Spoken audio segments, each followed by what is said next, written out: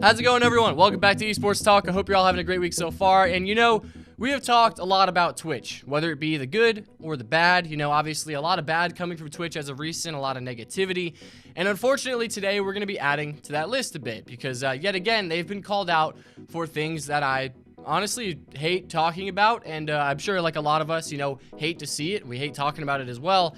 And those are going to be things such as sexual harassment, sexism, racism, sexual abuse, and a lot of things within that realm. And like I said, this is unfortunately something that I think we're all a bit too accustomed to seeing. A few months ago, it was Twitch's very own CEO under fire for avoiding the issue of sexual harassment on the platform, which already kind of gave us an idea of what goes on over there. Then we can look at a company like Riot Games, who we also talked about months ago, having issues with sexism and harassment, which also shows just how many internal issues can be going on in a company that we may never know about until someone from the inside speaks out about it. But this time, it's Twitch's very own staff calling out Twitch for those things that I mentioned, sexism, racism, harassment, and things of that nature, apparently dating all the way back to when Twitch was just known as Justin.tv. Back in June, it was Twitch being called out for sexual misconduct, harassment, and assault, which Twitch's CEO did respond to in a statement that was met with some backlash. It was a lot of mixed reviews,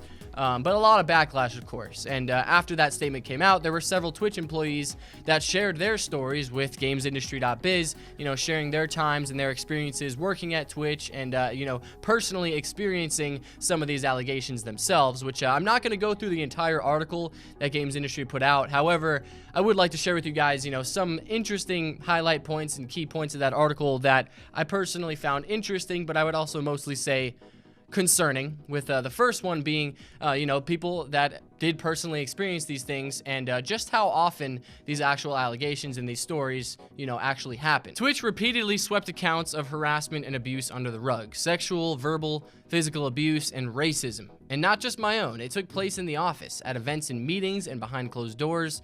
It was rampant and unavoidable. We heard about it in the halls. We saw it at our desks. It was overt and part of the job.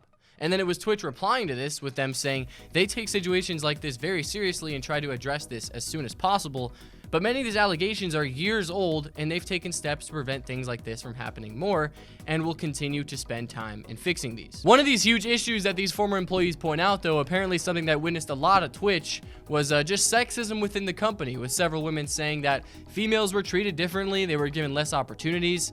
And it's also been said that it was common to hear women referred to as the B word in the office, and I'm sure most of us know that Amazon acquired Twitch back in 2014, and some Twitch employees made note that during that acquisition, from Twitch going to Amazon, apparently things got slightly more professional, after they actually did that acquisition. But a lot of them have said that even, despite Amazon owning it, things were about the same, and sexism and whatnot was still kind of an issue within Twitch, even with Amazon's ownership. And they would have things such as male employees calling female streamers boob streamers and other names like that. And back when it was CaseyTron rising to popularity, they pointed her out as an issue because apparently, she showed too much skin. We were told one woman had been called the C word and spat on by a coworker, and her manager responded by asking her what she did to deserve it. One woman said she was told to continue working with the man who sexually assaulted her and show him respect.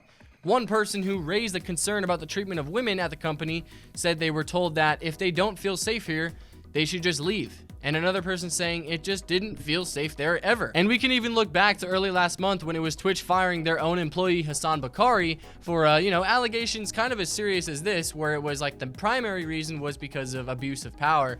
But of course, there's many other allegations of sexual misconduct against him, which, Twitch says they do take very seriously.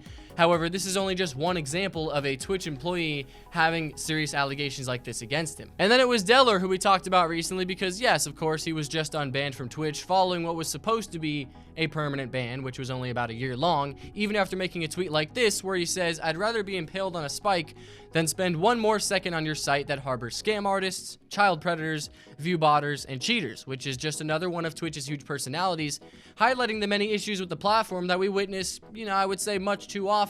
And, following all the stories of sexism and racism on the platform, it just makes Twitch look that much more problematic. And that's only some of the stories regarding sexism at Twitch. There's plenty more I could have gone over from the article. However, I don't want to take up all you guys' time with it, so I'm gonna leave it at that, because there is also, yes, another concerning issue that we see just about every day. However, at Twitch, because we're on the topic of Twitch, we're gonna talk about it, and that is racism. Because one employee says that racism at Twitch isn't necessarily considered racism, because they would kind of push it off as, you know, an edgy locker room joke, you know, throwing around slurs every day, not really caring about it, when of course, yes, there are going to be people who are actually offended by it, and obviously it's very not okay, but they would just kind of, I guess, excuse it as not real racism because they didn't actually mean anything behind it, if you guys understand what I'm saying. But there's also other employees who have said that they fought for a year to get the N-word globally banned from Twitch. However, obviously when it's an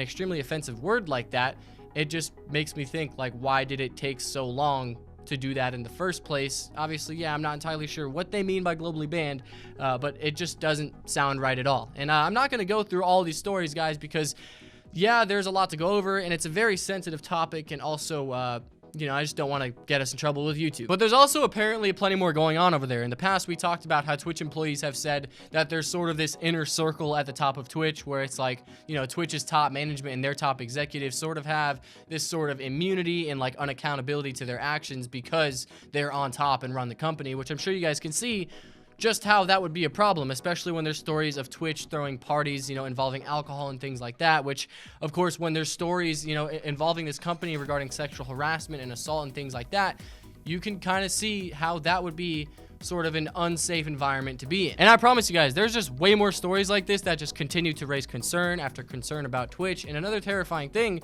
is that these issues are probably more common than we think. They probably happen in a lot of other large companies, but we never really hear about them because people on the inside or former employees never really speak about it or never get a chance to speak about it even.